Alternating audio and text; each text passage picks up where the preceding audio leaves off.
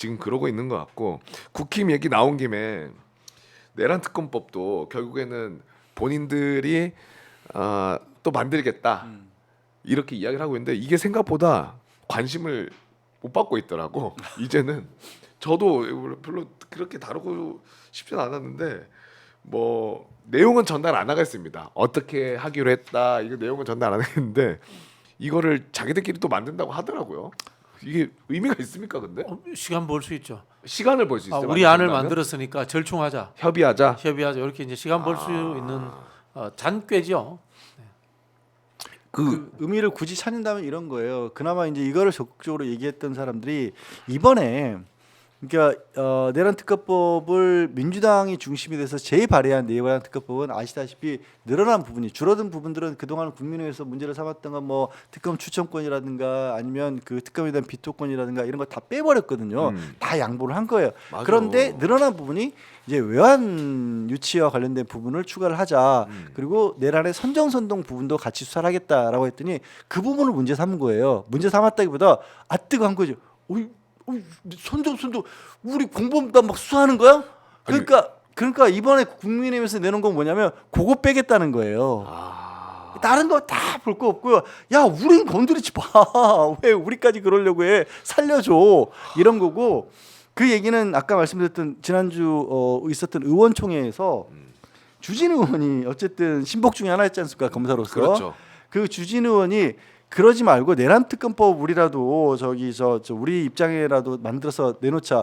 주진 의원이 합리적이나 얘기하는 거 절대로 아닙니다. 주진 의원도 검사 출신이라는 얘기치고는 요즘 나오는 거 보면 저 사람이 검사한 게 맞아 싶은 얘기들만 골라서 하고 있는데 그런 주진 의원 입장에서 봤었을 때도 그래도 법조이니까 그나마 법을 통해서 맞서는 게 맞지 않겠냐라고 얘기를 했더니 그게 바로 국민의힘 의원조사에서 나온 건 야 뭐가 됐든지 안 돼 그 보수 괴멸법이야. 아니 보수 괴멸법이 아니라 우리 잡는 법이야 뭐가 됐든. 그러고 반대를 했다는 거 아니에요. 대단합니다. 대단해. 저는 네. 뭐 외환도 빼도 되고 그다음에 뭐 선저승도도 빼도 되고요. 일단 빨리 특검법을 통과시키는 게 중요하다고 봅니다. 근데 너무 국힘이 막 이렇게 해달라는 대로 너무 또 맞춰주는 것 같아서 저는 좀 아니 그게 중요한 게 아니고요. 저는 특검법이 필요한 게 이 기소와 공소유지 측면에서 가장 필요하다고 보거든요. 지금 검찰한테 맡길 수 없잖아요. 윤석열 내일 체포된다고 칩시다. 그러면은 이걸 공수처에 그냥 맡겨놓고 있다. 그러다가 이 구속 기일도 지난다. 그걸 갑자기 기소한다. 특검은 출범 못했다. 그러면 이 공소유지 권한들이 검찰로 넘어갑니다. 그렇죠. 검찰 더 믿을 수 없잖아요. 그런 측면에서 저는 빨리 특검이 출발하는 것이 맞다. 그리고 특검은 기소와 공소유지만 하고 있더라도 역할을 다하는 것이다. 저는 이런 생각이 들고요.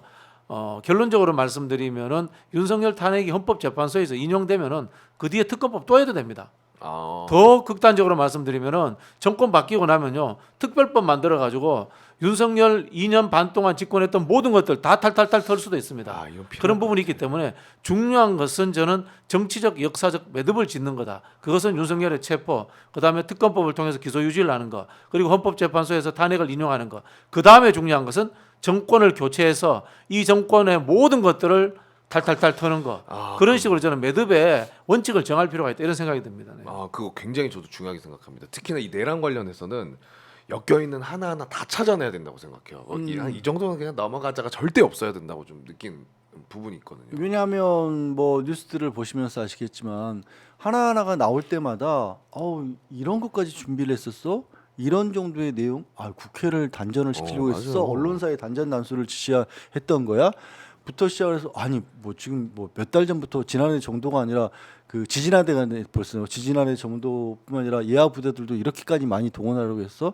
그 가운데서 어처구니없는 얘기들도 나오긴 하죠. 뭐 그냥 계엄 동원하려고 했던 얘기가 기껏해야 수당 올려주겠다 이런 얘기를 했다라고 하니 얼마나 윤석열이란 그 인간의 쪼잔함 내지는 그 보잘것없이 이런 것들이 드러나기도 하지만 그들 나름대로는 정말 치밀했던 계획들이 무기만 해도 그렇잖아요. 뭐 5천 정이었다가 1만 정이었다가 지금 18만 정까지 나오고 있는데 실탄만 그렇게 나오고 있잖아요. 그래서 말씀하신 것처럼 적극적으로 공감을 하는데 딱 일단 이름부터 비상계엄과 관련된 부분만 수사를 하겠다라고 해서 윤석열의 비상계엄과 관련된 내란 부분만 확실하게 주도권을 가지고 수사를 시작을 해도 그러면 이제 속도가 날 수가 있거든요. 저도 그래서 특검을 누가 주도하느냐, 뭐 누구의 주도에서 법에 의해서 하느냐, 이건 큰 의미는 없다고 봐요. 아 일단 출발만 하면은 수상할 그렇죠. 것이다. 일단 그 출발을 한다는 의미가 주도권을 특검에 가져오게 한다는 게 중요하다는 거예요. 검찰이 이거 가르마를 타게 하게 되면 검찰 입장에서 봤었을 때 우리가 또 신뢰를 어떻게 합니까? 그러니까 예. 맞아요. 박근혜 때와 비교하면 저는 1000배 정도의 연루자들이 있을 거라고 봅니다. 그러면요 1000명 이상의 감옥 갈 사람들 나올 거라고 봅니다. 이 정도면은 우리가 1945년 일제 강점기로부터 해방되고 난 이후에 친일 부역자 청산 못했던 그런 과거를 상쇄할 만큼의 많은 정말 이 내란 공조, 공범, 선전선동론자들 저는 처리할 수 있을 거라고 보고요.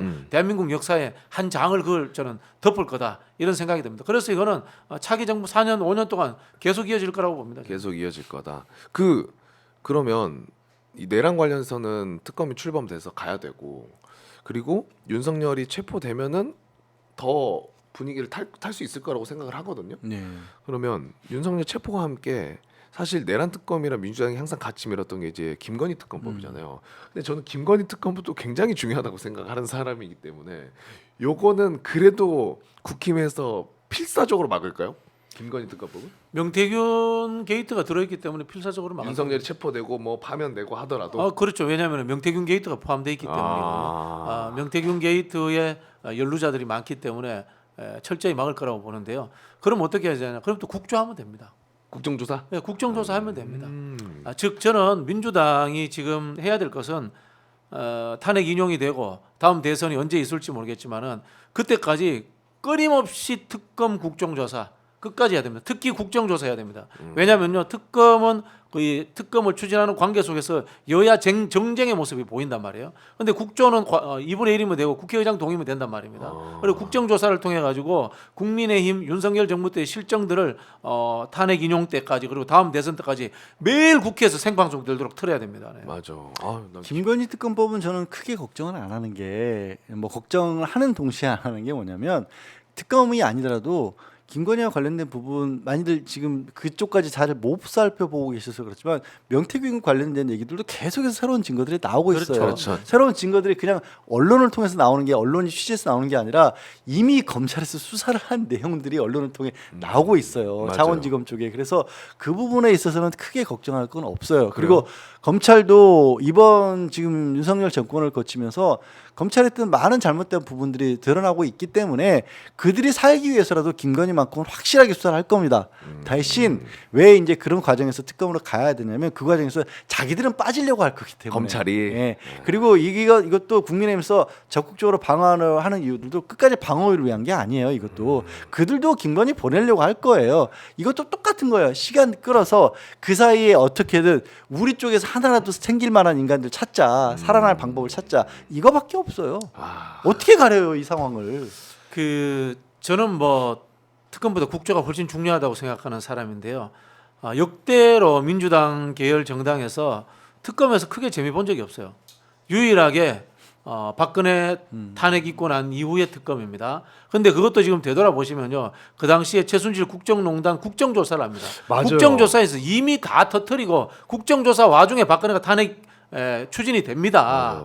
그리고 난 이후에 한참 뒤에 특검이 결과물을 밝혀냅니다. 또 생각나는 거 해볼까요? 나이 좀 있으신 분들은 온노비 특검 생각날 겁니다. 김대중 정부 때. 저는 잘 모르겠어요. 그거 민주당 박살났습니다. 드루킹 특검 민주당이 박살났습니다. 그 다음에 내곡동 특검 이명박 거 민주당이 재미 하나도 못 봤습니다. 이게 뭔지 아세요?